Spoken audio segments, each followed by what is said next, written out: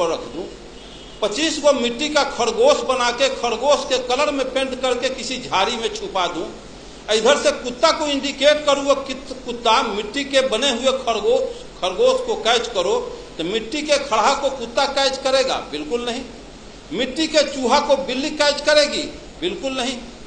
जब मिट्टी के चूहा को बिल्ली नहीं कैच कर रही है, मिट्टी के खरगोश को कुत्ता कैच नहीं कर रहा है, लेकिन हम मानो माटी के हनुमान, शिव, शंकर, दुर्गा, पार्वती, गणेश बना के पेंट पोचारा करके लंगावटा साया साड़ी ब्लाउज पहना के हम कर जोड़ के गिड़गिड़ाते हैं कि हे हनुमान जी, हे दुर्गा जी, हम पर कृपा करो। तो हनुमान के पास बैंक बैलेंस है कि 10-20 हजार से कृपा कर देगा? वो माटी के दुर्गा के पास लैंड प्रॉपर्टी है कि पटना में 2-4 कट्ठा रजिस्ट्री जमीन का कर देगा?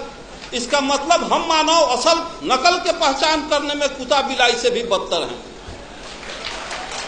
साथियों, आप अच्छी तरह से जानते हैं व्यवहार में, लेकिन ज्ञान के अभाव में हम रियलिटी पर नहीं पहुंच पाते हैं। जब यह दर्शन है कि ऊंची नीची भूमि अच्छी पैदावार नहीं दे सकती, ऊंची नीची भूमि अच्छी पैदावार नहीं दे सकती, उभर खाभर रोड रास्ता अच्छी गति प्रदान नहीं कर सकती, तो जिस समाज में ऊंच नीच छुआछूत के भेदभाव रखने वाले लोग क्या समाज राष्ट्र का कल्याण कर सकते हैं?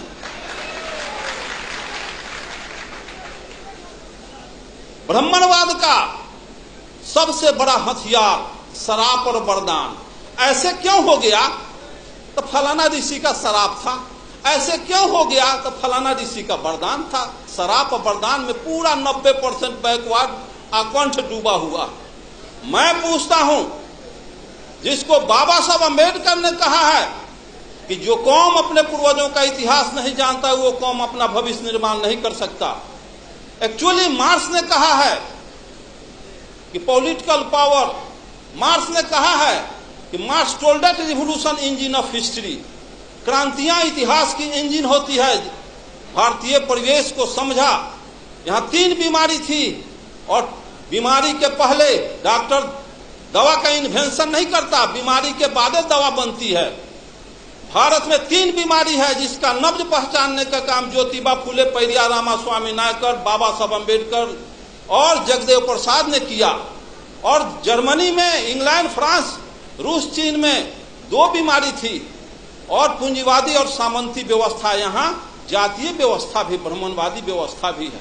इसलिए यहाँ का मार्क्सवाद बाबा साहब अम्बेडकर, लेनिन, जगदेव प्रसाद। तो मैं पूछता हूं कि जब ऊंची नीची भूमि अच्छी पैदावार नहीं दे सकती, उसी तरह से इतिहास जानो।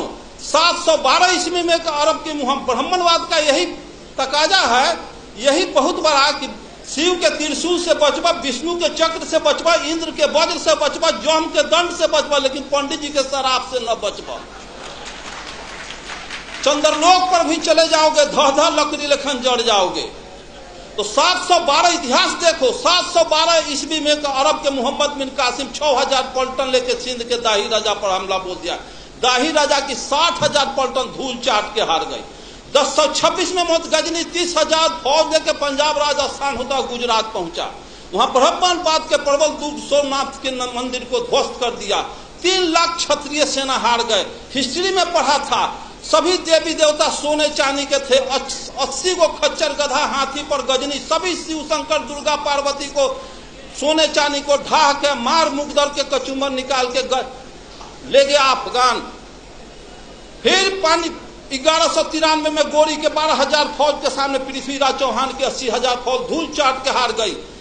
सभी मंदिरों को ढा दिया, देवी देवता कबाड़ के ले गया। फिर पानीपत की पहली लड़ाई 1526 में त्राइन के युद्ध में बाबर के 12,000 फौज के सामने राणा संगा की 60,000 फौज धूल चाट के हार गई। तो एक तरफ कहते हो कि शिव के त्रिशूल, विष्णु के चक्र, इंद्र के वज्र, जम के दंड से बचोगे, पंडित के शराब से न बचोगे।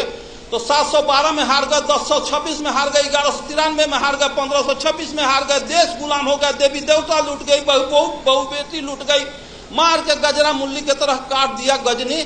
और किसी को सरापना नहीं था कि गजनी गोरी को अंग्रेज को शराब देता तो बॉर्डर के वहीं पर लकड़ी लेखन धो जड़ जाता। तो ये शराब किसके लिए? ये तो कोयरी कुम्हार का अनुकलवार तो यहाँ मुल्हर को फंसौले बारी गुह गोबर खिया के अब पेशाब पिला के यही हमारा दही चूड़ा खिलाएगा, यही दान दक्षिणा देगा, चलो उससे तक शराब। मैं पूछता हूँ कि इस रास्ते से बिजली की तार गई है, इसमें करंट प्रवाहित हो तो उसको तार को छुएगा आज तो करंट आज मारेगा कि 6 महीना के बाद मारेगा? तो जब सोमनाथ के मंदिर में सोने चांदी के देवी देवता गजनी के बाल नहीं टेढ़ कर सका तो गिट्टी छड़ सीमेंट का हनुमान मेरा बयाना बिगाड़ क्या देगा?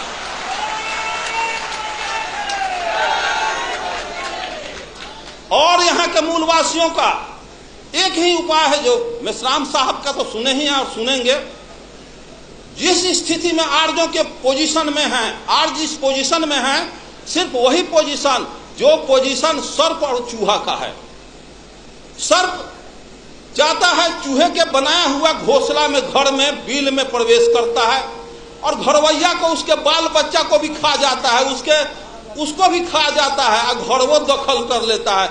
उसी तरह से यहाँ के आर्य बाहर से आया और यहाँ के मूलवासी घरवैया को खा गया, आज भी खा रहा है, घरवो दखल कर लिया। 90% बैकवर्ड गुलाम बना हुआ। इसको सोचना होगा, समझना होगा, जानना होगा। दुनिया के सारे लोग ब्राह्मणवाद के तिक्रम को समझ गए कि यहाँ के बैकवर्ड मूलवास अनुसूचित जाति के लोग नहीं समझे। 1945 में हिरोशिमा नागासाकी पर परमाणु बम गिरा तो ब्रिटेन के प्राइम मिनिस्टर चर्चिल का हृदय पिघल गया कि हिरोशिमा में, जापान में लाखों आदमी के निधन पर।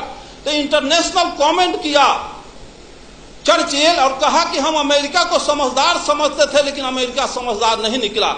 किसी राष्ट्र को बर्बादे करना था तो परमाणु बम काहे लग गिराया? भारत से 4 गो ब्राह्मण लेकर जापान में बसा देता, उसका सर्वनाश कर देता। तो 4 ब्राह्मण किसी राष्ट्र को बर्बाद कर सकता है। और जिस देश में घरे घरे ब्राह्मण बसा, अगुआड़ा पछुआड़ा ब्राह्मण मरवा गाड़ के छोड़ जात, सत्यनारायण झूठनारायण अंगना में बोला करके अपन कार्य को संपादित करता है, उस देश के बैकवर्ड को कभी कल्याण होने वाला है? पिछड़ा का कल्याण होने वाला है? जब 1919 में ब्रिटिश सरकार अधिनियम 7 के तहत ब्राह्मणों को जज बनने पर प्रतिबंध लगा दिया और यह कहा कि इनके अंदर न्यायिक चरित्र नहीं होता है, तो ब्राह्मण के सारे तिक्रम को अंग्रेज मुगल समझ गए, लेकिन यहाँ के माँ आज तक मूलवासी नहीं समझे हैं, जिसका नतीजा 90% 85% होने के बाद भी 10% सवर्णों आर्यों का हम चमचागिरी कर रहे हैं। साथियों, भारत माता, अरे जब भारत माता कहते हो, यहाँ का लालू प्रसाद, नीतीश, मुलायम के मीटिंग में भी जय भारत माता की जय, तो सब समझना चाहिए। भारत माता अगर हो तो दुनिया के जितने भी देश हैं, सब देश के नागरिकों को अपने अपने देश को माता का संज्ञा देना चाहिए। भारत माता अगर कहते हैं तो पिता भी कहीं छुपा हुआ होगा, बाबुओ जी कहीं हुई हैं।